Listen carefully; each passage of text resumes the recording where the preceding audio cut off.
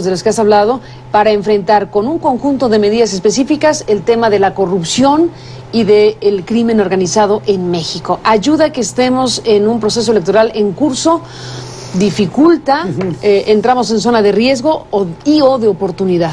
Mira, las crisis no son una mala palabra, la crisis es una buena palabra en muchos sentidos. Nos gustaría vivir en un mundo ideal sin crisis, pero lamentablemente forma parte de la realidad humana.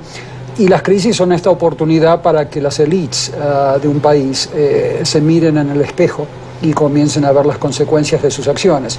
Y hemos comenzado a observar, yo estaba examinando las plataformas de todos los partidos desde un ángulo técnico, no político, y empecé a ver que algunas plataformas y propuestas, en particular una matriz Excel que me habían enviado para examinarla, de uno de los candidatos, ya posee propuestas ligadas a fortalecer el tratamiento judicial del conflicto de interés y del tráfico de influencias. ¿Qué precandidato? Andrés Manuel López Obrador. ¿AMLO tiene su propuesta? Tiene su propuesta eso. Y eso es siempre positivo, porque es la gran materia pendiente en México. No solamente está mal definido los delitos, el conflicto de interés está muy limitado a comportamientos acotadísimos y está diseñado para que no puedas impulsar causas penales por esa razón, sino que además es el primer candidato que lo lleva particularmente, específicamente a la palestra para comenzar a discutirlo. Eso es bueno. Ya el hecho de que estemos en una crisis donde se sabe que la corrupción de Estado al más alto nivel es la madre y el padre de la delincuencia organizada mexicana en el sentido violento que estamos viéndola hoy, porque la violencia se debe a que los grupos criminales están compitiendo como pirañas para capturar pedazos del Estado.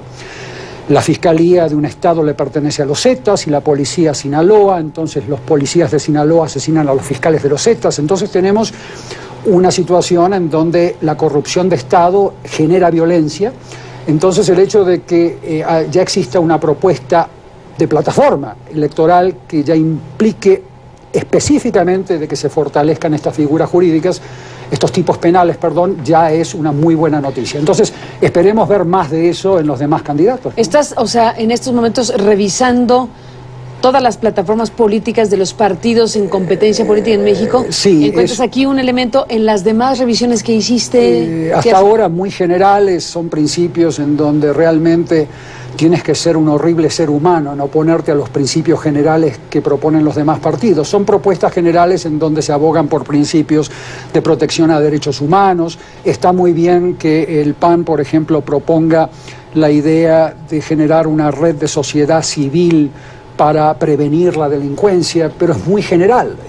¿Cómo se hace eso? O sea, tiene que haber mecanismos claros, porque lo que nosotros hemos visto hasta ahora en el presidente de la República y de todos los funcionarios es que no se comprende, por ejemplo, el concepto de prevención social. Se confunde programa asistencial, donde el Estado te da dinero al que es adicto o lo pone en un centro de tratamientos, con un programa de prevención social que previene de que tu hijo o tu hija sea adicto en 5 o 10 años. Esos factores de riesgo no se abordan en México adecuadamente por estas medidas. Por ejemplo, hay una reforma judicial que está pendiente. Se habla de reforma judicial en todas las plataformas, pero hasta ahora lo que vemos es que el presidente de la República no ha tomado el liderazgo político, él, en este caso el presidente Calderón, para que esta reforma judicial se implemente, lo que hace que exista un 99% de impunidad. Hoy en día en México hay 12 millones de delitos y 120.000 sentencias, o sea, un 1% de sentencias de todos los delitos que se cometen, lo que quiere decir que hay un 99% de impunidad.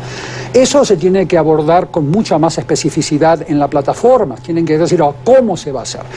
No se habla en la plataforma del PAN, por ejemplo, de darle independencia, autonomía a los fiscales, de generar mecanismos de control, como hablábamos al comienzo de esta entrevista. Esas son cosas concretas que hacen a que el Estado se reconstituye y deje de ser el festín de los grupos criminales mexicanos y extranjeros que operan con impunidad en este país. Edgardo Buscaglia, pues se nos acabó el tiempo. No me puedo despedir del todo sin preguntarte de algo, porque no sé en qué fecha, pero hace algunos meses que nos hiciste favor de estar en este programa, conversamos de este personaje que se ha convertido en una especie de ícono del crimen organizado en México, que es Joaquín El Chapo Guzmán. En estos días, Janet Napolitano, de visita en México, bueno, pues hizo una declaración que fue mal traducida por la intérprete de la Secretaría de Gobernación, aunque me parece que la intérprete estaba interpretando el sentido de la frase y al final dijo lo que Janet Napolitano no verbalizó. Pero me recordé de aquello que platicamos acerca de Osama Bin Laden, del Chapo Guzmán, de la carga altamente simbólica de estos personajes, en este caso para los Estados Unidos y también para México. ¿Qué te dice lo que pasó con Janet Napolitano en México y esta frase?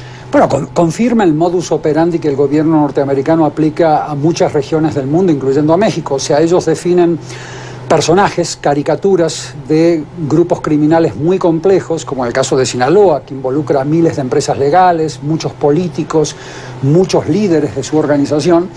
Agarran al Chapo Guzmán, que es un símbolo de la corrupción en México, de la delincuencia en México. El Chapo Guzmán es un gerente operativo y lo transforman en un ícono psicosocial, en donde es como Osama Bin Laden. Yo te decía, creo que fue en noviembre cuando nos vimos la última vez en CNN, donde te decía es que los norteamericanos, como parte de esta guerra psicológica, transforman a estos personajes en símbolos psicosociales de su lucha contra grupos criminales. No es más que eso. En el fondo, el gobierno americano sabe muy bien que la organización Sinaloa, que no es un cartel técnicamente, está formada por empresarios, políticos y franquicias de esa organización en 53 países del mundo, incluyendo Argentina, Bolivia, Perú, etcétera.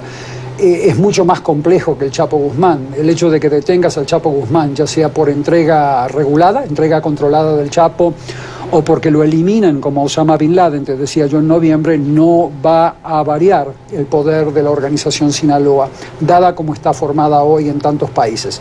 Por lo tanto, no me llama la atención que la secretaria haya venido a México a decir lo que en ese momento, en noviembre, sabíamos tú y yo que estaban pensando, y que de alguna manera es el mismo modus operandi que le aplican a los grupos criminales, ya sea terroristas o grupos criminales económicos en diferentes países del mundo, en África, en Asia, en todos lados.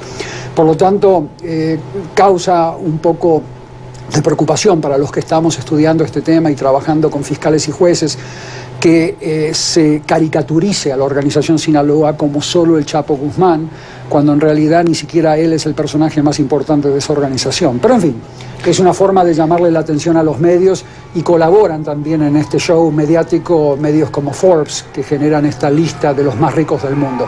Es mucho más complejo que eso.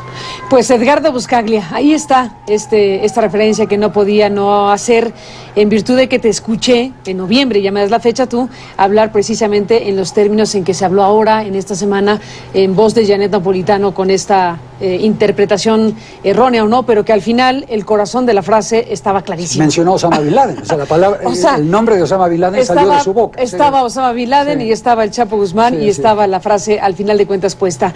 Veremos qué pasa en este sentido, y como siempre, muy agradecida que estés aquí. Estar contigo. Gracias, siempre. Edgardo. Felicidades. Gracias, Edgardo Buscaglia. Y bueno, pues acabó el tiempo, pásela bien. Gracias por permitirnos acompañarle. Hasta la próxima.